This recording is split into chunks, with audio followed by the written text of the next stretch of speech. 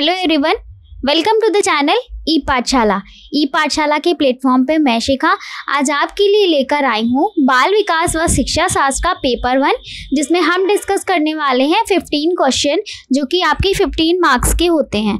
कल हमने डिस्कस कर लिए थे ऑलरेडी 1 to 15 क्वेश्चन और आज मैं 16 to 30 क्वेश्चंस आपके लिए लेकर आई हूँ। तो चलिए शुरू करते हैं। बच्चों में जेंडर रूढ़िवादिता एवं जेंडर भूमिका अनुरूपता को कम करने के लिए निम्नलिखित में कौन सी पद्धति प्रभावशाली है? यानी कि जेंडर रूढ़िवादिता व जेंडर भूमिका अनुरूपता को कम करने के लिए बच्चों को किस पद्धति के द्वारा पढ़ाना प्रभावशाली होगा? जेंडर पृथक खेल समूह बनाना, जेंडर पृथक बैठने की व्यवस्था करना, जेंडर पक्षपात के बारे में परिचर्चा, जेंडर विशिष्ट भूमिकाओं को महत्व देना। तो इसका सही आंसर है जेंडर पक्षपात के बारे में परिचर्चा करना। जेंडर पृथक खेल समूह बनाएंगे यदि हम कक्षा में, तो लड़कियां अलग लड़के अलग, तो इस तरह से ये प्रभावशाली पद्धति नहीं है और इससे तो जेंडर भूमिकाएं और ज़्यादा बढ़ेंगी। जेंडर पृथक करके बैठाएंगे फिर भी सेम प्रोसेस होगी कि बच्चों के अंदर जो है ये होगा कि गर्ल्स एक तरफ हैं, बॉयज़ एक तरफ है, तो जेंडर भूमिकाओं की अनुरूपताओं को इससे कम नहीं किया जा सकता। और जेंडर विशिष्ट भूमिकाओं को महत्व देना बिल्कुल गलत बात है, इसलिए इसका सही आंसर होगा जेंडर पक्षपात के बारे में परिचर्चा। जब हम चर्चा करेंगे क्लास में, कक्षा में बच्चों के सामने, तो वो जानेंगे कि लड़कियां भी लड़कों से कम नहीं हैं, उनको भी बराबर का हक मिलना चाहिए, उनके साथ पक्षपात नहीं होना चाहिए। तो इसलिए इसका सही आंसर होगा जेंडर पक्षपात के बारे में परिचर्चा। नेक्स्ट है, निम्नलिखित में से किस मनोवैज्ञानिक ने बच्चों को ज्ञान के सक्रिय जिज्ञासु के रूप में देखते हुए उनके चिंतन पर सामाजिक एवं सांस्कृतिक विषय वस्तुओं के प्रभाव को महत्व दिया? जीन पियाजे, Lawrence Kohlberg, John B Watson, Lev Vygotsky. इसका सही आंसर होगा लेव वाइगोत्स्की। जीन पियाजे ने ये बात तो कही है कि बच्चे ज्ञान के सक्रिय जिज्ञासा होते हैं, ज्ञान के निर्माता होते हैं, लेकिन उन्होंने सामाजिक और सांस्कृतिक विषयों पर, वस्तुओं पर बिल्कुल प्रभाव नहीं डाला। तो लेव वाइगोत्स्की जो थे, उन्होंने समाज के द्वारा सीखना, सांस्कृतिक विषयों के द्वारा सीखना, लेव वाइगोत्स्की ने इस बात पर प्रभाव डाला था और उन्होंने भी बच्चों को ज्ञान के सक्रिय निर्माता के रूप में देखा था। तो इसका सही आंसर होगा लेव वाइगोत्स्की। नेक्स्ट क्वेश्चन है, भाषा के अर्जन एवं विकास के लिए सर्वाधिक संवेदनशील अवधि कौन सी है? मध्य बाल्यावस्था, किशोरावस्था, जन्म पूर्व अवधि या फिर प्रारंभिक बाल्यावस्था? तो बच्चों के भाषा विकास के लिए सबसे संवेदनशील अवधि जो होती है वो होती है प्रारंभिक बाल्यावस्था। प्रारंभिक बाल्यावस्था में बच्चा समाज में निकलना शुरू होता है, विद्यालय ज्वाइन करता है, विद्यालय जाना शुरू करता है, लोगों से मिलता है, अपने टीचर से, अदर बच्चों से अपने फ्रेंड्स बनाता है। तो इससे उसकी भाषा का विकास जो है वो बहुत अच्छे से होता है, वो समाज के संपर्क में आता है, इससे उसका भाषाई विकास जो है बहुत अच्छे से होता है, उसके भाषा का अर्जन होता है। तो सबसे संवेदनशील अवस्था भाषा विकास के लिए प्रारंभिक बाल्यावस्था होती है। नेक्स्ट क्वेश्चन है, निम्नलिखित में कौन सी लॉरेंस कोलबर्ग के द्वारा प्रस्तावित नैतिक विकास की एक अवस्था है? तो लॉरेंस कोलबर्ग के प्रस्तावित नैतिक विकास की अवस्था है मूर्त संक्रियात्मक अवस्था, उद्योग बनाम अधीनता अवस्था, प्रसुप्ति अवस्था या फिर सामाजिक अनुबंध अभिविन्यास? तो इसका सही आंसर होगा सामाजिक अनुबंध अभिविन्यास। तो जो सामाजिक अनुबंध अभिविन्यास है, इस स्टेज में ये कोलबर्ग की 5वीं अवस्था है और इस अवस्था में जो व्यक्ति होता है वो ये सारी चीज़ें सोचता है कि समाज में हमारे सिद्धांत और अधिकार जो हैं उससे भी बढ़कर कुछ मूल्य होते हैं। इस बात को प्राथमिकता देता है, मूल्यों को प्राथमिकता देता है सिद्धांत और अधिकार की अपेक्षा। तो इसलिए इसका सही आंसर होगा सामाजिक अनुबंध अभिविन्यास। नेक्स्ट है, निम्नलिखित व्यवहारों में से कौन सा जीन पियाजे के द्वारा प्रस्तावित मूर्त संक्रियात्मक अवस्था को विशेषित करता है? आस्थगित अनुकरण, पदार्थ स्थायित्व, प्रतीकात्मक खेल, विचारों की अनुक्रमणिकता, परिकल्पित निगमनात्मक तर्क, साध्यात्मक विचार या फिर संरक्षण कक्षा समावेशन? तो इसका सही आंसर होगा संरक्षण और कक्षा समावेशन, यानी कि मूर्त संक्रियात्मक अवस्था में जब बच्चा आता है, जो कि आपकी 7 से 11 वर्ष की स्टेज होती है, जीन पियाजे ने दी थी मूर्त संक्रियात्मक अवस्था। तो इन्होंने बताया था कि जब बच्चा मूर्त संक्रियात्मक अवस्था में होता है तब बच्चा संरक्षण सीखता है और कक्षा समावेशन सीखता है। यानी कि मूर्त का मतलब होता है जिसका कोई आकार हो, जिसका कोई रूप रंग हो, जिसको हम सामने प्रत्यक्ष देख सकें, वो चीज़ें मूर्त कहलाती हैं। तो जब बच्चा मूर्त चिंतन करता है, मूर्त अवस्था में आता है, जैसे कि उसने कोई नया खिलौना देखा तो उसके बारे में वो मूर्त चिंतन करता है, यानी कि जब कल्पना करता है तो उसके मन में मूर्त चीज़ें आती हैं और उसकी बनावट, उसके आकार के बारे में जानता है।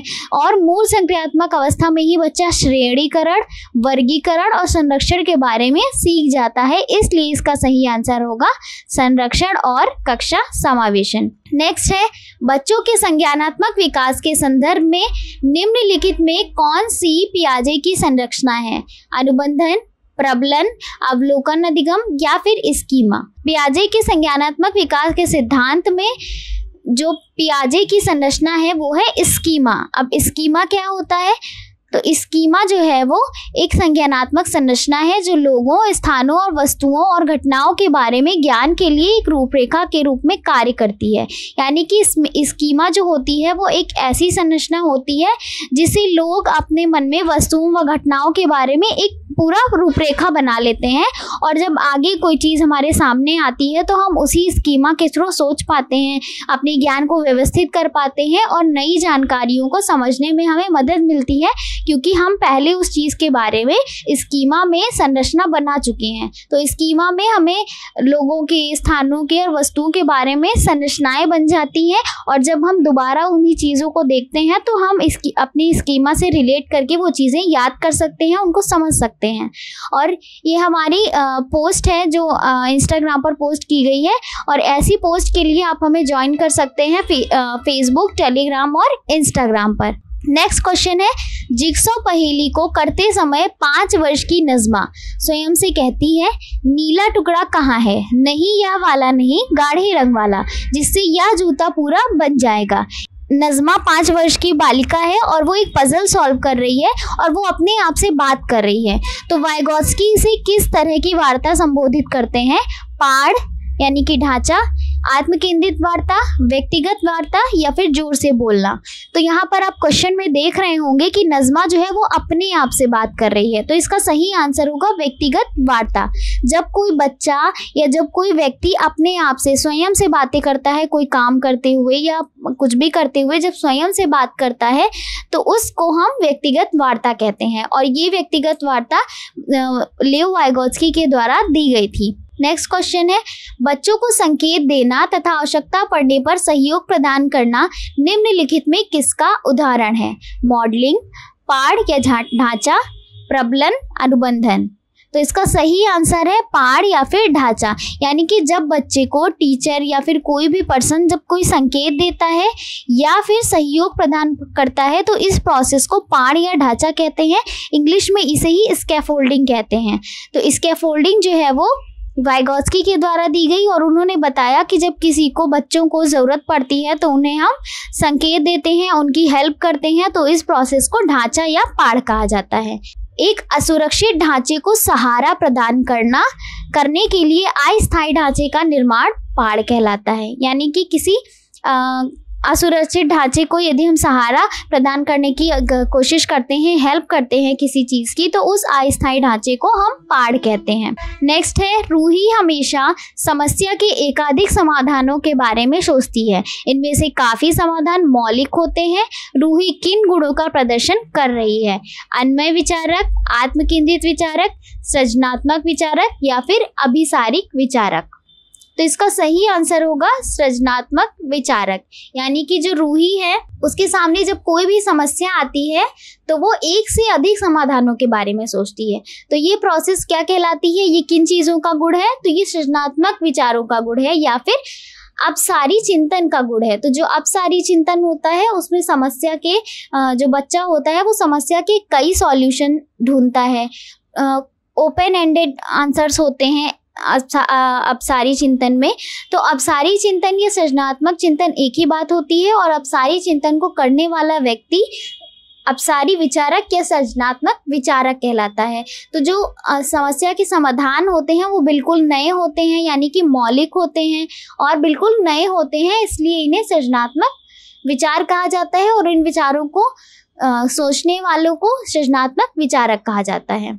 नेक्स्ट है, आकलन का प्राथमिक उद्देश्य क्या होना चाहिए? विद्यार्थियों को प्राप्तांकों के आधार पर उनको नामांकित करना, रिपोर्ट कार्ड में उत्तीर्ण या अनुत्तीर्ण अंकित करना, विद्यार्थियों के लिए श्रेणी निश्चित करना, संबंधित अवधारणाओं के बारे में बच्चों की स्पष्टता तथा भ्रांतियों को समझना। तो आकलन का प्राथमिक उद्देश्य क्या होना चाहिए? संबंधित अवधारणाओं के बारे में बच्चों की स्पष्टता तथा भ्रांतियों को समझना। ऐसा क्यों? जब आकलन करते हैं तो बच्चों को अंक दिए जाते हैं और उनको उत्तीर्ण या अनुत्तीर्ण किया जाता है, बट ये आकलन करने का हमारा प्राइमरी उद्देश्य नहीं है। उद्देश्य ये होना चाहिए बच्चों को आकलन करने का कि उनकी अवधारणाएं जो है, उनके कॉन्सेप्ट जो है वो स्पष्ट हैं या नहीं, क्लियर हैं या नहीं, उनको चीज़ें समझ में आ रही हैं या नहीं, जो टीचर मेथड यूज़ कर रहा है वो सक्सेस हैं या फिर नहीं। इन सारी चीज़ों को का आकलन करने के लिए आकलन करना यही प्राथमिक उद्देश्य होना चाहिए। तो आकलन करने का प्राथमिक उद्देश्य होता है कि बालक के लिए जो चीज़ें अस्पष्ट हैं उनको अच्छे से स्पष्ट किया जा सके, उनको समझाया जा सके। नेक्स्ट क्वेश्चन है, निम्नलिखित कथनों में से कौन सा बुद्धि के बारे में सही है पूछा गया है। बुद्धि एकात्मक कारक तथा एकाकी विशेषक है। बुद्धि बहुआयामी है तथा जटिल योग्यताओं का एक समूह है। बुद्धि एक निश्चित योग्यता है जो जन्म के समय ही निर्धारित होती है। बुद्धि को मानकीकृत परीक्षणों के प्रयोग से सटीक रूप से मापा एवं निर्धारित किया जा सकता है।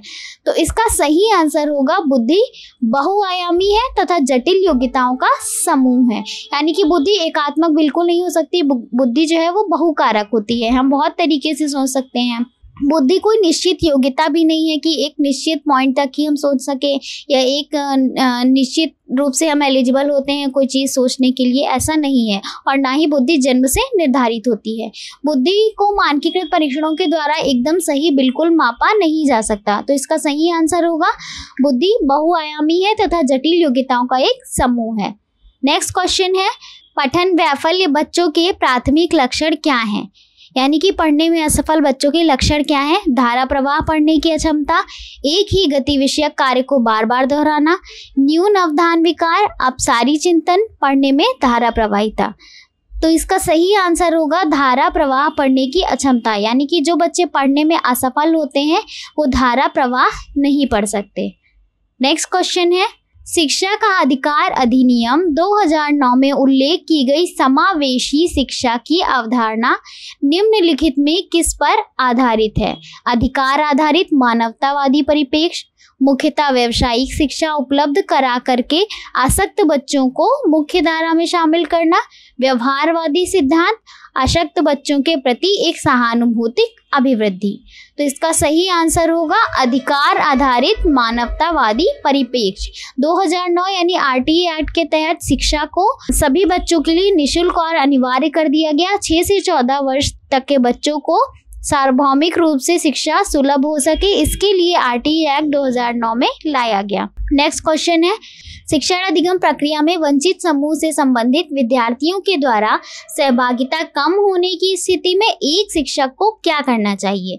इन विद्यार्थियों से अपनी अपेक्षाओं को कम करना, अपनी शिक्षण पद्धति पर विचार करना चाहिए तथा बच्चों की सहभागिता में सुधार करने के लिए नए तरीके ढूंढने चाहिए, या फिर बच्चों को विद्यालय छोड़ने के लिए कहना, या इस स्थिति को जैसी है वैसे ही स्वीकार कर लेना।